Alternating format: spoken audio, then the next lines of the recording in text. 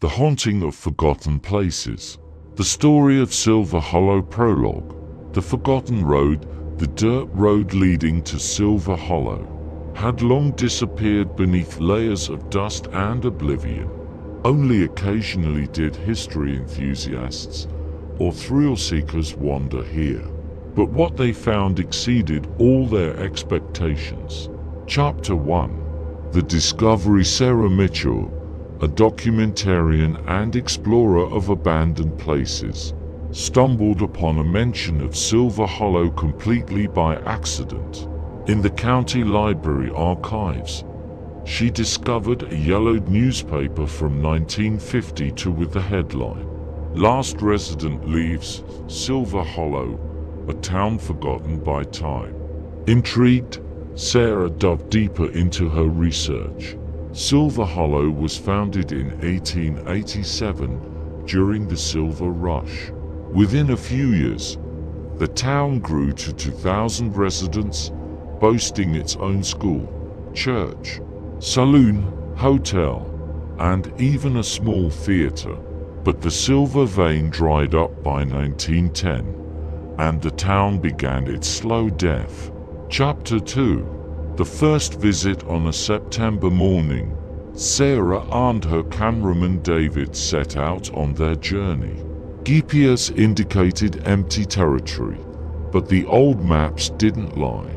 After 3 hours of driving on bumpy roads, a valley surrounded by bare hills opened before them, and there, as if frozen in time, stood Silver Hollow. Main Street was covered with sand and tumbleweeds. Wooden buildings, faded to a grey shade, leaned under the weight of decades. Windows gaped like empty eye sockets. The signs of the Silver Horseshoe Saloon and the Prospect Hotel could still be made out, though the paint had almost completely peeled away. "No one's been here for 70 years, Sarah whispered, feeling goosebumps on her skin. But she was wrong. Chapter 3. The first signs. They began their exploration with the church at the edge of town. Inside, wooden pews covered with a thick layer of dust remained intact. On the altar lay an open Bible, its pages yellowed and warped from moisture. David was adjusting his camera when Sarah noticed something strange. On one of the pews, in the dust, marks were visible as if someone had recently sat there. But there were no footprints on the floor leading to the pew. "Probably the wind," David muttered, but his voice trembled. In the old saloon, the furnishings were even better preserved. Bottles still stood on shelves behind the bar. Cards lay on a table as if the players had simply stepped out for a moment and would return any second. A mirror in a cracked frame hung on the wall. Sarah approached closer, examining her reflection in the clouded glass. For a moment, it seemed to her that the mirror reflected not the empty room behind her, but a saloon full of people in old-fashioned clothing. Men in hats sat at tables. A woman in a long dress stood by the piano. She blinked, the vision disappeared. Chapter 4. The Prospect Hotel. By evening, they decided to examine the hotel. It was the largest building in town, a 3-story structure with a wide porch. The wooden steps creaked under their weight, echoes reverberating through empty corridors. In the lobby, the registration desk remained with a large guest book. Sarah opened it, carefully turning the fragile pages. The last entry was dated March 15, 1952. Thomas Wilson, Room 7, one night. Perhaps this was that very last resident, David suggested. They climbed to the second floor. The corridor was long and dark, doors to rooms slightly ajar. In room 7, they discovered a bed with a faded blanket, a chair, and a small table. On the table lay an old notebook. Sarah opened it and began reading aloud. March 15th, 1952. I've returned. Promised myself I'd never come back here. But some promises are impossible to keep. They're still here. I hear them at night, laughter in the saloon, singing in the church, children playing in the street. Silver Hollow didn't die. It just transitioned into another form of existence. And I can no longer run from the past. The entry ended there. Chapter 5. Night falls, the sun began to set, painting the sky in crimson tones. Sarah and David decided to spend the night in their truck at the edge of town, planning to continue their exploration the next day. But sleep wouldn't come. Around midnight, Sarah heard a sound, distinct despite the closed windows and distance, the sound of a piano. A melody popular in the late 19th century flowed from somewhere in the center of town. She woke David. They grabbed the camera and flashlights and headed toward the saloon. The music grew louder, but as they approached the building, it suddenly stopped. Inside the saloon, it was quiet and empty. And yet, Sarah could have sworn that a faint smell of tobacco and whiskey lingered in the air.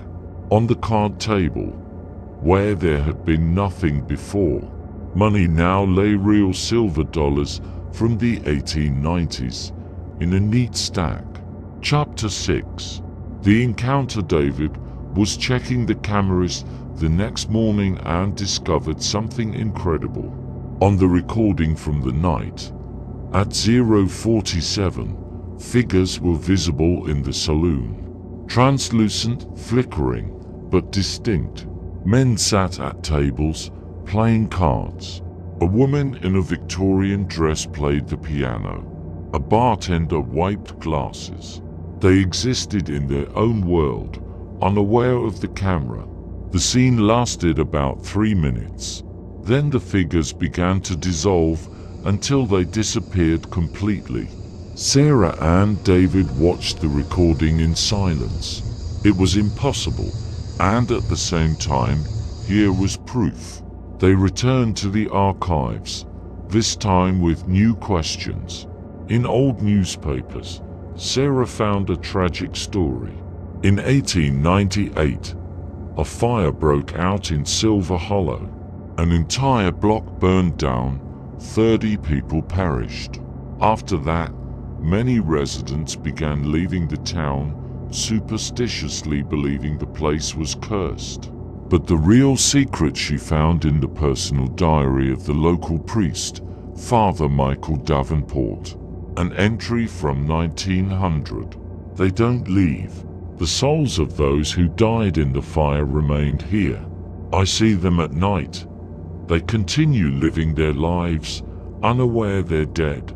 Silver Hollow has become a borderland, where the boundary between worlds has thinned.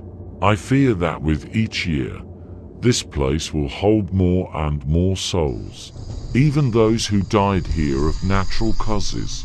Chapter 7. The last inhabitant. Sarah found information about Thomas Wilson, the town's last resident. He was born in Silver Hollow in 1885, left the town in 1920, but often returned. According to his granddaughter, whom Sarah contacted by phone, grandfather always said he was obliged to return. He died in that hotel, the old woman recounted, in room 7. Heart attack. When they found him a week later, they say there was a smile on his face, as if he had finally reunited with those he'd lost long ago. Chapter 8. The third return. Sarah couldn't leave it at that. She returned to Silver Hollow alone, with a voice recorder and camera. This time she came with a specific purpose: to try to connect with the ghost town's inhabitants. She sat in the church at sunset and began speaking aloud, introducing herself. explaining that she was here with respect and wanted to tell their story. At first, nothing happened, but when the last rays of sun disappeared beyond the horizon, the air in the church became dense, almost tangible. A faint glow appeared on the pew across from her, gradually forming the outline of a person. An elderly man in a priest's black clothing looked at her with a sad smile. "Father Davenport," Sarah whispered. He nodded. His voice was like a distant echo. "You see us? Few can. We're stuck between worlds. Not completely dead, but not alive either. Silver Hollow is a time loop, where we eternally relive our last happy days. Are you suffering?" Sarah asked, her voice trembling. "No, we exist. Some of us don't remember what happened. For them, it's an eternal repetition of an ordinary day. Others, like me, are aware. We are the guardians of this place.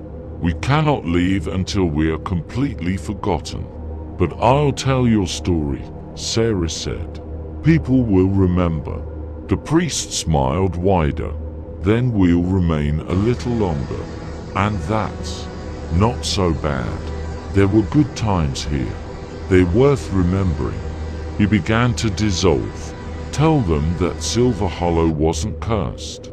It was loved, and that love is still here." Epilogue.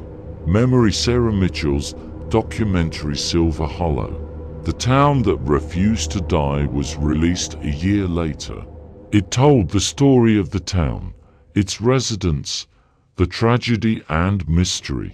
The footage with ghosts sparked heated debates, but no one could convincingly prove it was fake. After the film's release, people began coming to Silver Hollow. Not vandals or thrill-seekers, but those who wanted to pay their respects.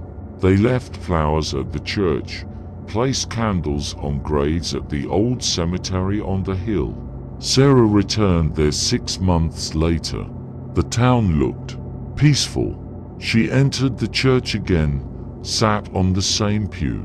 Nothing happened, but a feeling of gratitude hung in the air, so distinct it was impossible not to notice. Silver Hollow received what it wanted. It was remembered, and in that memory, perhaps, its ghosts finally found peace. Postscript. Travelers visiting Silver Hollow today still sometimes report strange phenomena. The sound of piano in the saloon, children's laughter near the old school, the smell of freshly baked bread by the bakery that burned down in 1898. Some say that if you come at sunset and wait long enough, you can see lights in the windows, shadows of people walking along Main Street, an entire town living a parallel life, visible only for a moment at the right time. Silver Hollow is one of many ghost towns scattered around the world. Each holds its own stories, its own secrets, its own inhabitants stuck in time. They remind us that places, like people, can leave imprints that last far longer than physical existence. And perhaps there's tragedy in the oblivion of these places, because as long as they're remembered, as long as someone comes and listens to their stories, they're still alive. On the border between past and present, between memory and oblivion, Silver Hollow waits, as do many other forgotten places. Their stories wait to be told, their ghosts wait to be heard, and perhaps, in remembering them, we give them the peace they've been seeking for so long.